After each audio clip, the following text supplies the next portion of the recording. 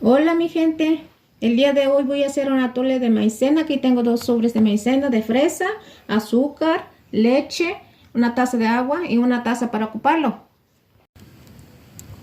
Pues ya tengo mi lumbre prendido y voy a poner mi olla y le voy a echar una taza de agua. Ahora voy a esperar que hierva y ya le voy a agregar la maicena.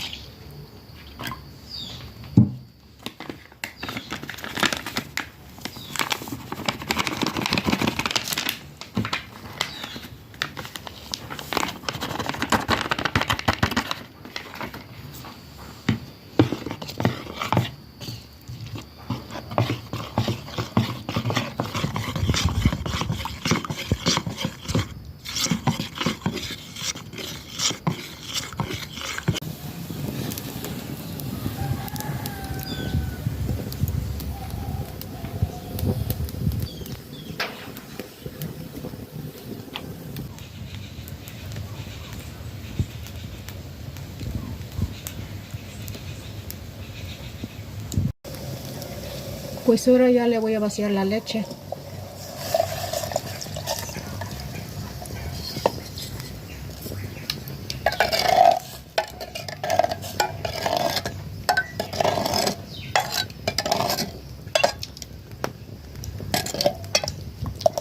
Pues le voy a agregar más leche porque está espeso.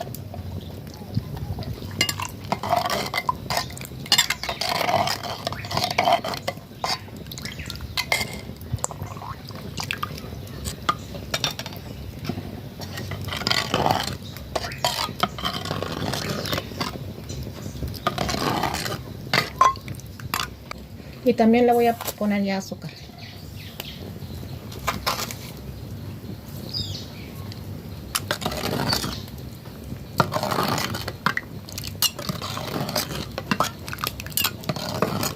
Le vamos a agregar poquito de agüita.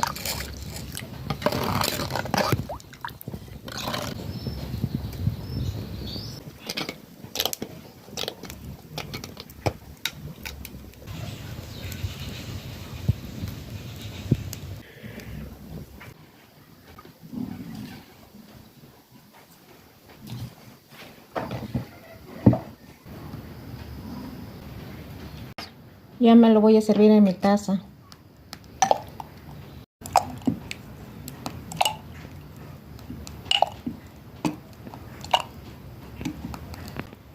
Y salió bien rico mi atole.